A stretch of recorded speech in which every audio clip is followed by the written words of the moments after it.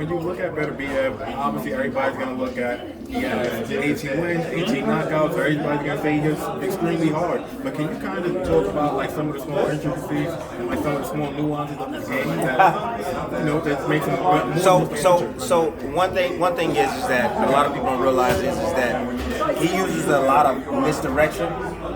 He didn't have to do that today. He was just taking advantage of the fact that he had an inexperienced guy in there as far as skills. That's what he's taking advantage of. But you go back and watch little small subtle movements to get your guard out of position. So if you got your high guard and he needs to move, he'll do little feints and come up and attack you when he sees the openings.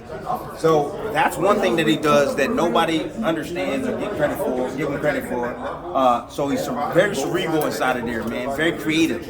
If you see him step back and drop his hands, he's looking to lure you in. That means he's looking to box. So he's using the low guard to force you to come in and hit him. So then he can set up his counters over the top or punch while you're punching in between shots. He's learned that aspect of the game as well. And his jab, the way he shoots his jab, he steps through his opponent. He stepped through him. Now sometimes he might misjudge the distance and he'll lunge in and lunge forward. He does, and no one's perfect. No one's perfect. But when he lunges in, it's so fast or so rapid, he bumps the guy off balance. He bumps you off balance. Then when he gets in the inside, he's mauling. He's mauling you in the inside, get control, and then when he's punching, he's not loading up. It's just doom, doom, doom, doom, just short, quick, accurate shots in the inside, man. Tough to deal with because you don't have a guy that's loading up. So it's hard to really see those shots coming, bro. So and I hear all this low, he squares up, Yeah, he does square up. He's cornering you. That's what he's doing. He understands exactly what he's doing. Tim, you talked about the feints. Bivol is another guy who kind of uses feints a lot with his feet See, and stuff. The feints will create hesitation in someone's game. So the feints, what that does is it throws off your rhythm. When you see guys using the jab, that'll throw off your rhythm. You get hit with the jab, damn, I gotta reset. All right, gotta think of something else. But then with the feints, the same thing. Throw a feint, the guy react to it. He's like, oh, okay, all right, something's coming. He's anticipating something. But you're able to.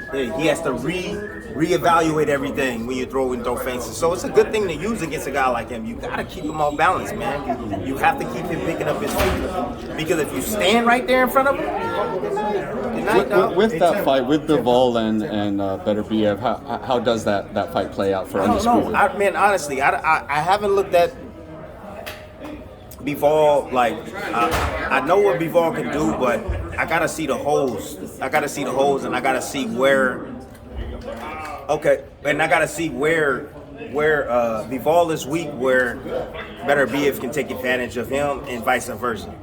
You know what I mean? So I'm looking for weaknesses by both guys, and then I'm looking for their strengths to see which one can do it and knows how to do it. And I'm looking at something, I'm looking at their fights repetitively and saying, damn, he's able to land that right hand again against that jab. So I expect them to try to do the same thing similar, but the problem is that Bivol has great feet, man. Great feet.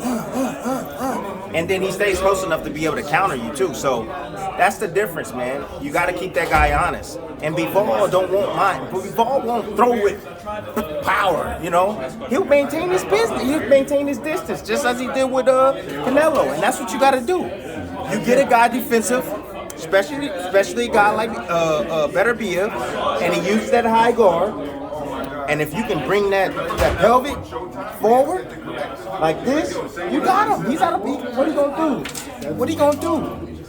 What is he gonna do, bro? That's the perfect segue. We all know that Canelo lost to Bivol, but can you see in a world where Canelo fights Beterbiev and he actually picks up that win, or do you think Beterbiev is just? You talking about Canelo versus Beterbiev? Beterbiev?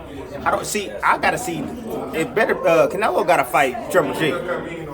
That's who we gotta fight, So I'm expecting a better Canelo this time around. I'm pretty sure he learned okay, your two strategies that you normally use. That joint didn't work against Bivol.